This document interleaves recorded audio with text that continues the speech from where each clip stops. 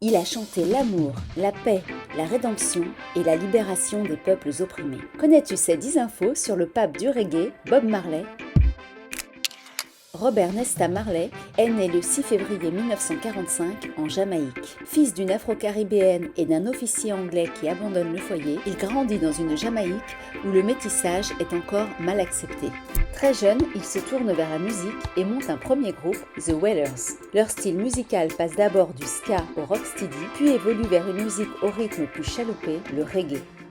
Dans les années 60, sensible au racisme et au mouvement pour les droits civiques des Afro-Américains, Bob Marley se tourne vers le rastafarisme. Ce mouvement culturel et spirituel prône la fierté et l'émancipation du peuple noir, ainsi que le retour aux racines africaines.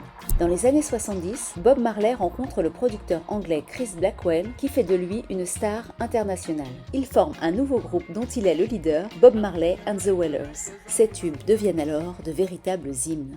Get up, stand up, did you hear? Stand up for your right one more time.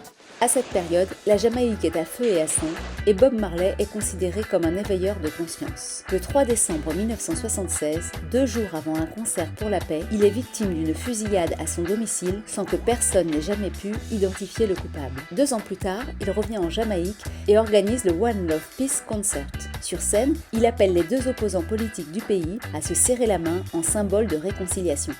Fan de foot, il se blesse au pied au cours d'un match à Paris en 1978. Il développe un mélanome au gros orteil, mais refuse de se faire amputer car cela va à l'encontre des préceptes du rastafarisme.